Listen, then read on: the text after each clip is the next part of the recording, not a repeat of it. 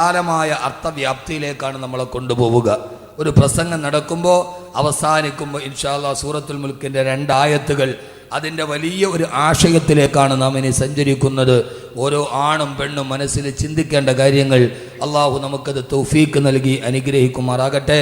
അള്ളാഹു സുബ്ഹാനഹു വ തആല വിശുദ്ധമായ ഖുർആനിൽ സൂറത്തുൽ മുൽക്കിൽ അതിൻ്റെ ആദ്യത്തെ 2 ആയത്താണ് നമ്മൾ പറഞ്ഞത്. അല്ലാഹു സുബ്ഹാനഹു വ തആല സൂര്യ ചന്ദ്രാദി നക്ഷത്രങ്ങളെ മുഴുവൻ സൃഷ്ടിച്ചത് വമാനുർസിലു ബിൽ ആയാത്തി ഇല്ലാ തഖ്വീഫ.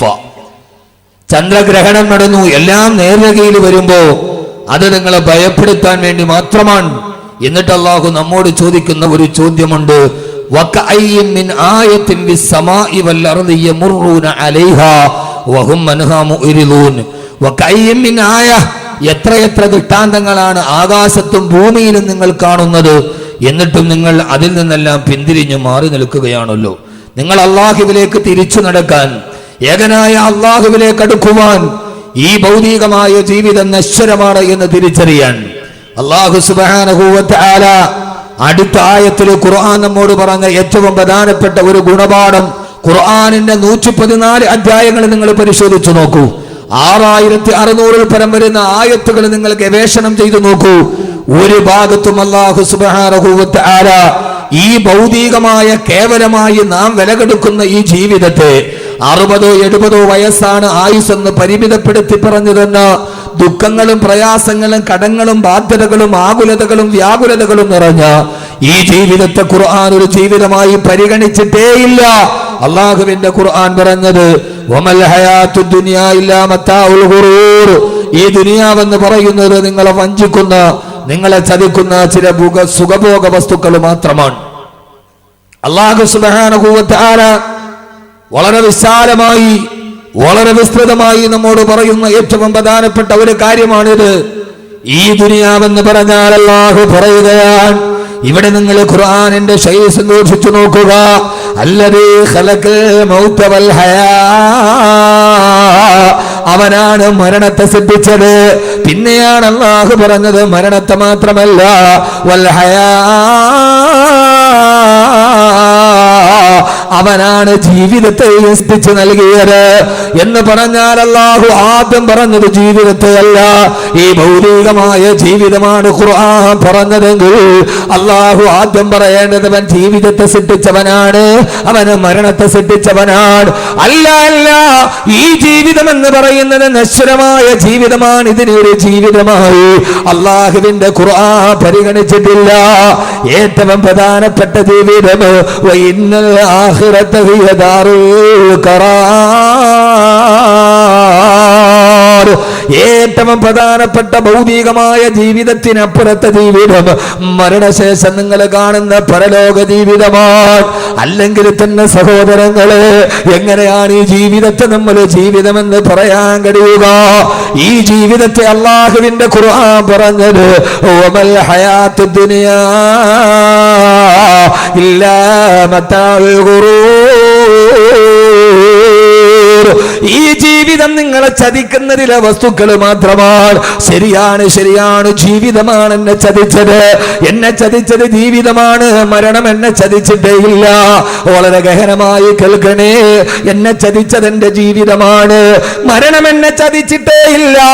എന്നെ ചതിച്ചത് എന്റെ ജീവിതത്തിലെ കൂട്ടുകാരനാണ്, മരണമെന്ന കൂട്ടുകാരൻ എന്നെ ചതിച്ചിട്ടില്ലല്ലോ. വരാമെന്ന് പറയുന്ന സമയത്ത് വരാതെ എന്നെ കബളിപ്പിച്ചത് എന്റെ ജീവിതത്തിലെ കൂട്ടുകാരനാണ്, പക്ഷേ മരണം എന്നെ ചതിച്ചില്ലല്ലോ. വരാമെന്ന് പറഞ്ഞ സമയത്ത് തന്നെ മരണം വന്നല്ലോ, കാത്തിരുന്നപ്പോ തന്നെ മരണം വന്നല്ലോ. ഒരു നിമിഷം പോലും മരണം പിന്തിയില്ലല്ലോ. ലാ യസ്തഖിറൂന സഅതൻ വലാ യസ്തഖദിമൂൻ. ഒരു നിമിഷം പോലും പിന്തിയിട്ടുമില്ല, ഒരു നിമിഷം പോലും മുന്തിയിട്ടില്ല.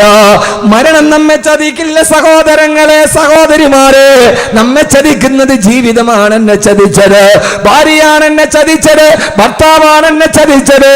ജീവിതത്തിൽ പ്രിയങ്കരിയായി ഞാൻ പാതിയായി, ജീവന്റെ പാതിയായി കൊണ്ടു നടന്ന ഭാര്യയാണ് എന്നെ ചതിച്ചത്. ഞാൻ വിശ്വസിച്ചു നടന്ന ഭർത്താവാണ് എന്നെ ചതിച്ചത്. എന്റെ മക്കളാണ് എന്നെ ചതിച്ചത്. എന്റെ മാതാപിതാ മാതാപിതാക്കളാണ് എന്നെ കൈവിട്ട് കളഞ്ഞത്. അല്ലാഹുവേ അല്ലാഹുവേ, കൂട്ടുകാരാണ് എന്നെ ചതിച്ചത്, വീട്ടുകാരാണ് എന്നെ ചതിച്ചത്, കൂടപ്പിറപ്പുകളാണ് എന്നെ ചതിച്ചത്. മരണം എന്നെ ചതിച്ചിട്ടേ ഇല്ല, എന്നെ മക്കളാണ് എന്നെ ചതിച്ചത്. ഞാൻ താരാട്ടുപാടി വളർത്തിയ മക്കളല്ലയോ എന്നെ ചതിച്ചു കളഞ്ഞത്. ഈ ദുനിയവിയായ ജീവിതം ചതിയുടേതാണ്. പിന്നിൽ നിൽക്കുന്ന അമ്മയെ അടുക്കളപ്പുറത്ത് നിന്ന് പുറകിൽ നിന്ന് അടിച്ചു വീഴ്ത്തി മലന്നു വീഴുന്ന അമ്മയുടെ മാറിടത്തിൽ കാലുകുത്തി വെച്ച് കാല് കുത്തിപ്പിടിച്ച് അമ്മയുടെ കരുത്തിൽ ഷാള് മുറുക്കി കൊടുക്കൊലപ്പെടുത്തുമ്പോ മരിച്ചു വീഴുന്ന അമ്മയെ വലിച്ചു കൊണ്ടുപോയി സ്വയം കുടിച്ചു കുടിയിൽ മണ്ണെണ്ണ വിടിച്ച് കത്തിച്ചാമ്പലാക്കുമ്പോ ആരാണ് സഹോദരങ്ങളെ ഈ ചെയ്തത്? ക്രിമിനലല്ല. ആ മാതാവിന്റെ മാറിടത്തിൽ കാലുകുത്തി നിൽക്കുമ്പോ ആ മാറിടത്തിൽ നിന്നല്ലേ അവൻ അമ്മിഞ്ഞപ്പാല് കുടിച്ചത്. അവൻ ആദ്യം കുടിച്ച അമ്മിഞ്ഞപ്പാല് ഉമ്മാന്റെ മുലപ്പാലിലായിരുന്നല്ലോ. അവിടെ നിന്നല്ലേ അവൻ വിശന്നപ്പോ വാരി കുടിച്ചത്. അവിടെ നിന്നല്ലേ അവൻ ഉറക്കത്ത് എഴുന്നേറ്റ് കിടന്നപ്പ് കരഞ്ഞപ്പോ ഉമ്മ യാതൊരുവിധ ബുദ്ധിമുട്ടില്ലാതെ അവന് പാല് ചുരത്തി കൊടുത്തത്. ആ മാസിയത്തിന് വിശന്നപ്പോഴൊക്കെ അവൻ കുടിച്ചത് ആ കുജകുംഭങ്ങളിൽ നിന്നാണ്. അവിടെ കാല് മുട്ടിപ്പിടിച്ച് അവൻ അമ്മയുടെ കഴുത്തിൽ ഷാള് മുറുക്കി കൊല്ലാൻ പോകുമ്പോ അമ്മ അവസാനം വിളിച്ചതും മോനെ എന്നായിരുന്നുവല്ലോ. അമ്മയുടെ കഴുത്തിലാണ് ഷാള് മുറുക്കിയത്. ആ അമ്മയുടെ കഴുത്തേരെന്നറിയോ? ആദ്യമായി ഊഞ്ഞാല് കെട്ടി നമ്മൾ ആടിയത് ഉമ്മാന്റെ കഴുത്തിലാണ്. എന്റെ ആദ്യത്തെ ഊഞ്ഞാല് മാവിൻ കൊമ്പിലല്ല, എന്റെ ആദ്യത്തെ ഊഞ്ഞാല് പ്ലാവിന്റെ കൊമ്പിലല്ല, എന്റെ ആദ്യത്തെ ഊഞ്ഞാല് പാർക്കിലല്ല. ഞാൻ ആദ്യമായി ഊഞ്ഞാല് കെട്ടിയാടാടിയത് എന്റെ ഉമ്മാന്റെ കഴുത്തിലാണ്. കുഞ്ഞിളം കൈകൾ കൊണ്ട് ഉമ്മാന്റെ കഴുത്തിൽ കെട്ടിപ്പിടിച്ച് ഊഞ്ഞാലാടിയ കഴുത്തിൽ തന്നെ ഷാളിട്ട് മുറുക്കുമ്പോ സഹോദരങ്ങളെ രാവിലെ മുതൽ വൈകുന്നേരം വരെ കഷ്ടപ്പെട്ട് വളർത്തിയ മക്കളാണ് എന്നെ ചതിച്ചത്. അതുകൊണ്ടാണ് അല്ലാഹു പറഞ്ഞത് വമൽ ഹയാത്തു ദുനിയാ ഇല്ലാ മതാഉൽ ഖുറൂർ. ഈ ദുനിയാവ് നിങ്ങളെ ചതിക്കുന്ന ചില വസ്തുക്കൾ മാത്രമാണ്. മരണം നിങ്ങളെ ചതിക്കില്ല സഹോദരങ്ങളെ. മരണമാണ് കൃത്യസമയത്ത് ചതിക്കാതെ കാത്തിരിക്കുമ്പം വരുന്നത് മരണമാണ്. ആ മരണത്തിന് പിന്തലില്ലല്ലോ. കലാമണ്ഡലം ഗീതാനന്ദന പറയുന്ന മനുഷ്യൻ കഴിഞ്ഞ ആഴ്ച കേരളത്തിന്റെ കലയരങ്ങിൽ നിന്ന് ഒഴിഞ്ഞു മാറിപ്പോയി. കഥകളിയുടെ ലാസ്യഭാവങ്ങളെ തന്നെ മുഖത്തിന്റെ നവരസങ്ങൾ കൊണ്ട് പഠിപ്പിച്ചു കൊടുത്ത കേരളം കണ്ട മഹാനായ കഥകളിക്കാരനാണ് കലാമണ്ഡലം ഗീതാനന്ദന്. ആയിരക്കണക്കിന് ആളുകൾ തിങ്ങി നിറഞ്ഞു നിൽക്കുന്ന സ്റ്റേജിൽ അദ്ദേഹം കഥകളി ആടിക്കൊണ്ടിരിക്കുമ്പോ ആടി അദ്ദേഹത്തിന്റെ കലാരൂപത്തിൽ പ്രേക്ഷകര് മുഴുവനും മനസ്സൊടുക്കി നിന്നപ്പോ കലാമണ്ഡലം ഗീതാനന്ദ കലാലോകത്തിന്റെ മാസ്മരീക പ്രതിഭ തന്റെ ആട്ടത്തിന്റെ ഇടയിൽ രണ്ട് കൈ കൂപ്പി അദ്ദേഹം നിലത്തേക്ക് തൊട്ടു. ആളുകൾ വിചാരിച്ചു അദ്ദേഹം വേദിയെ അനുഗ്രഹിക്കുന്നതാണെന്ന്, അദ്ദേഹം വേദിയോട് അനുഗ്രഹം തേടുന്നതാണെന്ന്. ഈ ഒരു അകലത്തിൽ കാത്തു നിന്നവർക്ക് പോലും മനസ്സിലായില്ല. ആ മനുഷ്യൻ ആടിക്കൊണ്ടിരിക്കുമ്പോ മരണത്തിന്റെ ദൂതൻ വന്നെന്ന് അടുത്തിരിക്കുന്നവർക്ക് പോലും കാണാൻ കഴിഞ്ഞില്ലല്ലോ. ഫലൗലാ ഇദാ ബലഗത്തിൽ ഹൽഖൂർ വഅൻതും ഹീനഇദിൻ തൻദുറൂൻ വനഹ്നു അഖറബു ഇലൈഹി മിൻകും വലാകിൻ ലാ തുബ്സിറൂൻ. സൂറത്തുൽ വാഖിഅല്ലേ എപ്പോഴും ഓതുന്നതല്ലേ. മരണദൂതൻ അതിന് അടുത്ത് വന്ന് നിന്നിട്ടും വലാകിൻ ലാ തുബ്സിറൂൻ, നിങ്ങൾക്കൊരാൾക്ക് പോലും കാണാൻ കഴിഞ്ഞില്ലല്ലോ. കലാമണ്ഡലം ഗീതാനന്ദൻ കൈകൂപ്പി താഴേക്ക് വീണു. ഇതുപോലെ കണ്ടു നിന്നവര് വിചാരിച്ചു അദ്ദേഹം സ്റ്റേജിനെ വന്നിക്കുകയാണെന്ന്. കുഴഞ്ഞു വീണപ്പെടാണ് അറിഞ്ഞത് മരണമാ മനുഷ്യനെ കുത്തിപ്പറിച്ചു പോയെന്ന്. എന്റെ പ്രിയപ്പെട്ട പെങ്ങളെ ഓർക്കുക, നിഴല് പോലെ കൂടെ നടക്കുന്ന ചൈക്കാത്ത മരണത്തെ ഓർമ്മിപ്പിക്കുക. 25 മിനിറ്റ് പ്രസംഗിക്കാനുള്ള ഡീറ്റെയിലും എഴുതിയ പേപ്പറുമായിട്ടാണ് ഇന്ത്യ രാജ്യത്തിന്റെ ഉരുക്കു ശക്തിയായി മാറിയ ഡോക്ടർ APJ അബ്ദുൽ കലാം പ്രസംഗിക്കാൻ കയറിയത്. ആർക്കറിയാം അഹമ്മദ് കബീർ ബാക്കവി പ്രസംഗിച്ച് അവസാനിപ്പിക്കുമോ, അതല്ല വാക്കുകൾ ഇവന്റെ തൊണ്ടയിൽ കുടുങ്ങുമോ, ആരും അറിയാതെ ഇവിടെ കുഴഞ്ഞു വീടുമോ?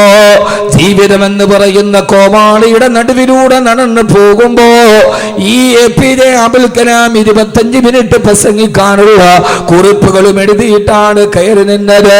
പാതിവടിയിൽ കുഴഞ്ഞ് താഴേക്ക് വീടുമ്പോ താൻ സ്വന്തം കൈപ്പട കൊണ്ട് എഴുതിയത് പോലും പറഞ്ഞു തീർക്കാൻ കഴിയാതെ മരണം തന്നെ കൊത്തിപ്പറിക്കുമെന്ന് APJ അബ്ദുൽ കലാമിനെ മുൻകൂട്ടി കാണാൻ കഴിഞ്ഞില്ലല്ലോ. എന്റെ പ്രിയപ്പെട്ട പെങ്ങള്, പാകിസ്ഥാന്റെ മുൻ പ്രധാനമന്ത്രി ബേനസീർ ഭൂട്ടോ റാവൽപിണ്ടിയുടെ പൊതു തെരഞ്ഞെടുപ്പ് യോഗത്തിനാണ് ബോംബ് സ്ഫോടനത്തിൽ തകർന്നു പോകുന്നത്. ബേനസീർ മരിക്കുന്നതിന് തൊട്ടു മുമ്പുള്ള 5 മിനിറ്റ് BBC റെക്കോർഡ് ചെയ്ത് കാണിച്ചത് എങ്ങനെയെന്നറിയോ? വാഹനം വന്ന് നിൽക്കുന്നു, റാവൽപിണ്ടിയിൽ കൂടി നിൽക്കുന്ന അനുയായികൾ നേതാവിനെ വിളിക്കുന്നു. ആ കാറിലിരുന്ന് പൊതു തെരഞ്ഞെടുപ്പ് റാലി അഭിസംബോധന ചെയ്യാൻ പോകുന്നതിന് മുമ്പ് മിസ്സിസ് ബേനസീർ ഭൂട്ടോ, സുന്ദരിയായ ബേനസീർ ഭൂട്ടോ തന്റെ ബാഗ് തുറന്നിട്ട് ലിപ്സ്റ്റിക് എടുത്ത് ചുണ്ടിലേക്ക് വെക്കുന്നു. മുഖത്ത് സൗന്ദര്യവസ്തക വസ്തുക്കൾ തേച്ചിട്ട് കണ്ണാടിയിൽ തന്നെ മുഖം നോക്കുന്നു. അപ്പോഴും ബേനസീറിനറിയില്ലല്ലോ ഈ കാണുന്ന ചുണ്ടുകളും മാംസ കഷണങ്ങളായി ചിതറിത്തെറിക്കുമെന്ന്. 2 മിനിറ്റ് കഴിഞ്ഞാൽ തന്റെ ശരീരം ഈ തലച്ചോറ് റോഡിൽ ചിതറുമെന്ന് ഈ കണ്ണാടിയിൽ കണ്ട മുഖം